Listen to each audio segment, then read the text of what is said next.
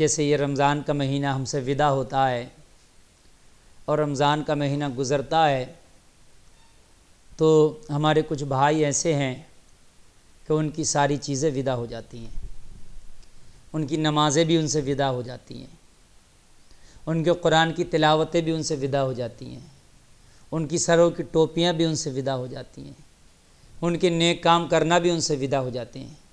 خدا را اس روش کو چھوڑو۔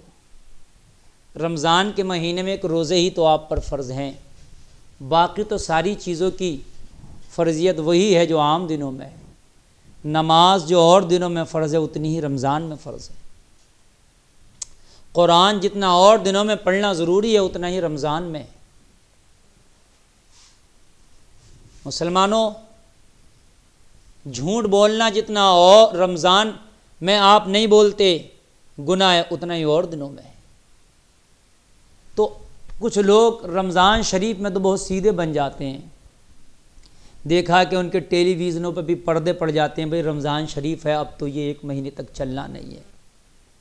دیکھا جاتا ہے 1 مہینے تک ان کے سروں پہ ٹوپیاں آ جاتی ہیں، بھئی 1 مہینے تک تو ہمیں رمضان میں عبادت ہی کرنا، 1 مہینے تک تو بڑی نمازیں پڑھتے ہیں وہ، اور 1 مہینے تک قرآن کی بھی بہت تلاوت کرتے ہیں، بڑے فخر سے بیان کرتے ہیں میں نے 2 قرآن ختم کیے ہیں اس رمضان میں، کوئی کہہ رہا تو میں نے 5 قرآن ختم کیے ہیں۔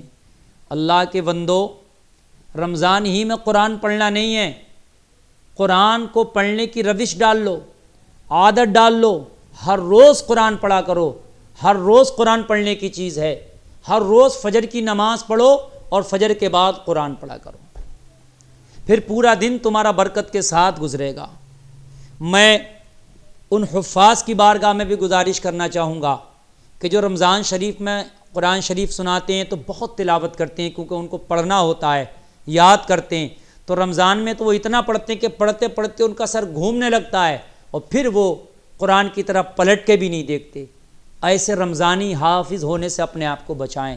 تو اس کا مطلب کہ صرف آپ نے اسی لیے قرآن یاد کیا تھا، حافظہ کیا تھا کہ صرف رمضان میں تراویح میں سنائیں گے ہم؟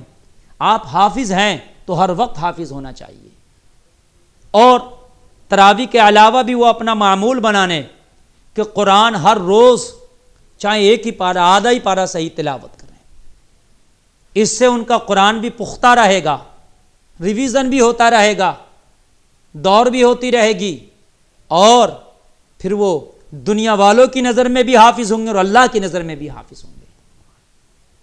اب وہ لوگ جو صرف رمضان میں قرآن کو یاد کر لیتے ہیں حافظہ اور پھر باقی 11 مہینے بھول گئے، قرآن کی طرف دیکھا ہی نہیں، وہ دنیا والوں کی نظر میں تو حافظ ہیں مگر وہ اللہ کی نظر میں حافظ نہیں ہوں گے۔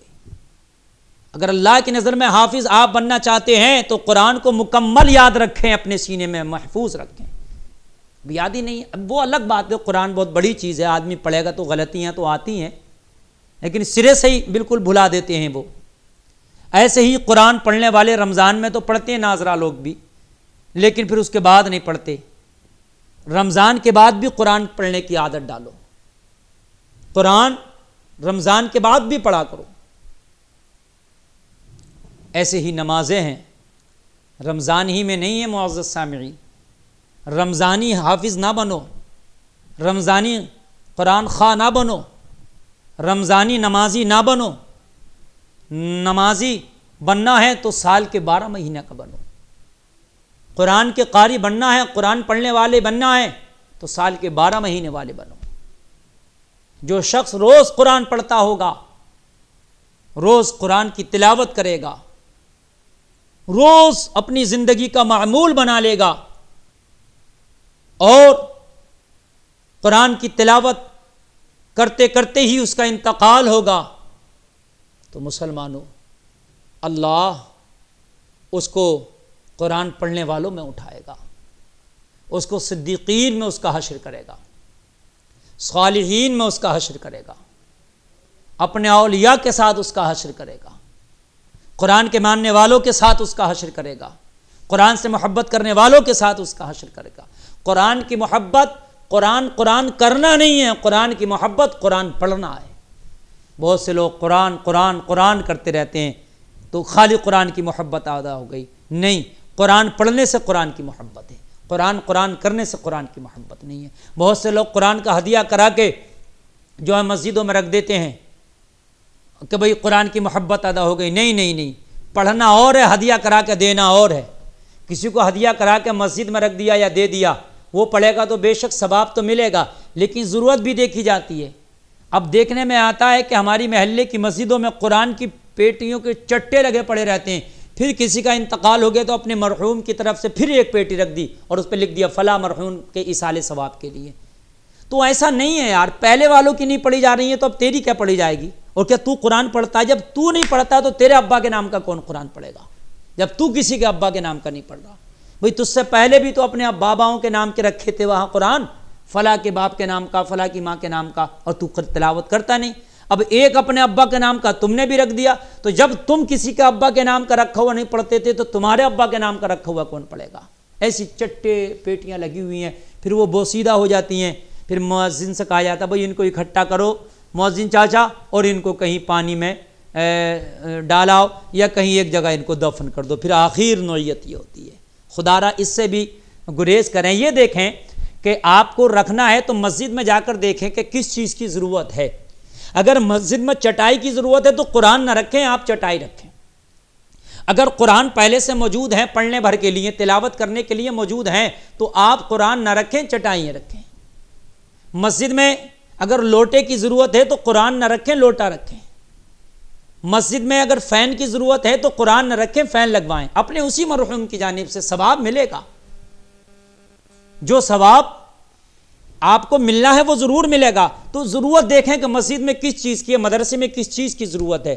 مدرسے میں ضرورت تو بچے کے کھانے کی ہے، بچوں کو فاقے ہو رہے ہیں، لالے پڑے ہوئے ہیں کھانے کے، بچوں کو کھانا نہیں مل رہا، اور رکھ قرآن رہا مدرسے میں، قرآن پہ قرآن، قرآن پہ قرآن، ایک میرے ابا کے نام سے، میری اماں کے نام سے، میری چاچی کی، میرے فلاں کے نام سے۔ ارے بھائی بچوں کو کھانے کی ضرورت ہے تو مدرسے میں کھانا بھجوا دے اپنے مرحومین کے نام سے۔ مدرسے میں قالینوں کی ضرورت ہے، پٹیوں کی ضرورت ہے، تپائیوں کی ضرورت ہے، اور بھی بہت ساری ضروریات ہیں، ان کو پورا کرو، یہ بہتر ہے۔ تو میں عرض کر رہا تھا رمضان نکل گیا تو قرآن نہیں نکلنا چاہیے۔ رمضان نکلے لیکن قرآن مضبوطی سے پکڑے رہو۔ جیسے رمضان میں تم نے تلاوت کی عادت بنائی تھی، ویسے ہی رمضان کے علاوہ بھی قرآن پڑھتے رہو۔ نمازوں کی جیسے رمضان میں عادت بنائی تھی، ویسے ہی رمضان کے علاوہ بھی نمازوں کی اس عادت کو قائم رکھو۔ اور تیرا اگر کوئی دوست بے نمازی ہے تو اسے نمازی بنا دے، اسے سمجھا، پیار کی زبان میں سمجھا، لے کے آؤ اسے۔ کنتم خیر امہ ہو، تم بہتر امت ہو، یأمرون بالمعروف وتنہون عن المنکر ہو، تم بھلائیوں کی طرف لانے والے ہو، لوگوں کو برائیوں سے روکنے والے ہو۔ تو پھر کیا ہو گیا کہ خود بھی چھوڑ دیتے ہو اور پھر دوستوں کی، بے نمازیوں کی محفل میں بیٹھنا شروع کر دیتے ہو۔ اگر بے نمازی دوست ہے تو اسے نمازی بنا دے۔ ارے زندگی میں کسی ایک کو ہی بنا دو، کم سے کم اللہ پوچھے گا میدان محشر میں کیا لایا ہے؟ عرض کرنا مولا یہ صرف رمضان میں نماز پڑھتا تھا، رمضان کے بعد نمازیں چھوڑ دیتا تھا، میں نے اسے پکا نمازی بنایا، میں ایک نمازی لایا ہوں تیری بارگاہ میں۔